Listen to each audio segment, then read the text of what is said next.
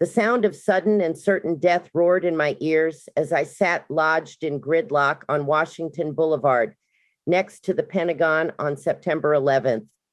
Up to that moment, I had only experienced shock by the news coming from New York City and frustration with the worse than normal traffic snarl. But it wasn't until I heard the demon screaming of that engine that I expected to die. Between the Pentagon's helicopter pad, which sits next to the road, and Reagan Washington National Airport a couple of miles south, aviation noise is common along my commute to the Silver Office Towers in Rosslyn, where Gannett Co. Inc. were housed last autumn. But this engine noise was different. It was too sudden, too loud, too encompassing. Looking up didn't tell me what type of plane it was because it was so close, I could only see the bottom. Realizing the Pentagon was its target, I didn't think the careering, full-throttled craft would get that far. Its downward angle was too sharp, its elevation of maybe 50 feet too low. Streetlights toppled as the plane barely cleared the Interstate 395 overpass. The thought that I was about to die was immediate and certain. This plane was going to hit me along with all the other commuters trapped on Washington Boulevard. Gripping the steering wheel of my vibrating car, I involuntarily ducked as the wobbling plane thundered over my head. Once it passed, I raised slightly and grimaced as the left wing dipped and scraped the helicopter area just before the nose crashed into the southwest wall of the Pentagon. Still gripping the wheel, I could feel both the car and my heart jolt at the moment of impact. An instant inferno blazed about 125 yards from me. The plane, the wall, and the victims disappeared under coal black smoke, 3-story tall flames, and intense heat. I had just witnessed the mass murder of hundreds of people, maybe more.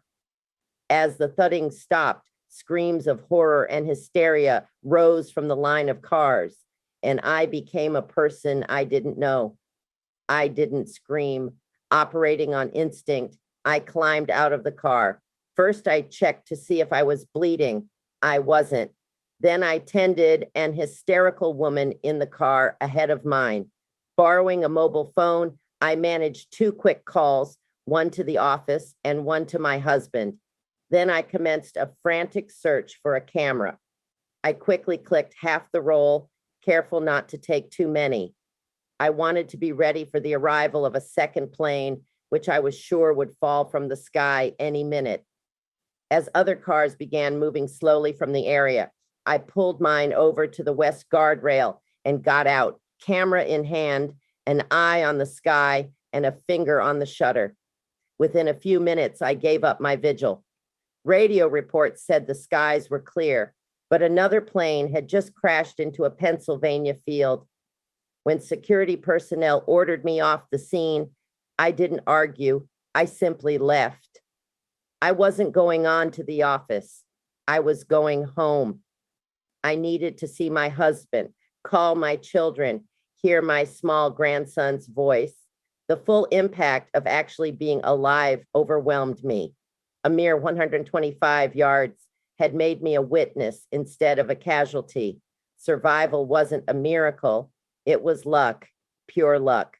Convinced I had experienced the worst life could offer, I felt like a fool after viewing the television footage from New York.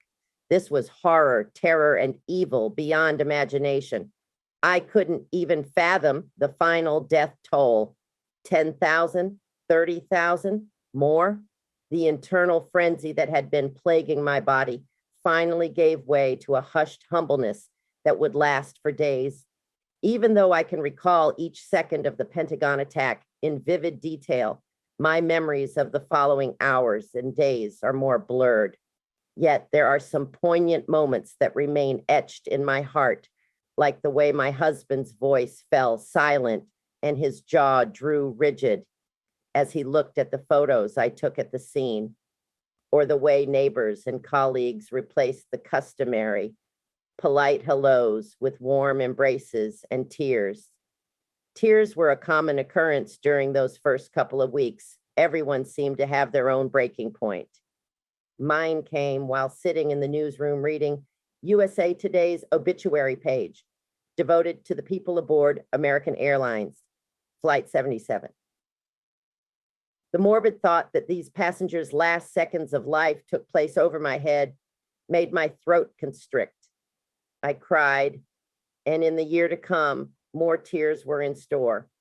In the months that followed, society tried to heal and learn to cope with anthrax and potential suicide bombings. Many sought therapy to soothe anguish and fears. I chose academics, cynicism, defiance, and anger. The 60s social revolutionary that lay dormant in my soul for more than 30 years resurfaced with vengeance. I didn't want to be comforted. I didn't need to feel good about myself. I was angry and proud of it. If anger wasn't a healthier state of mind, it surely was a wiser one.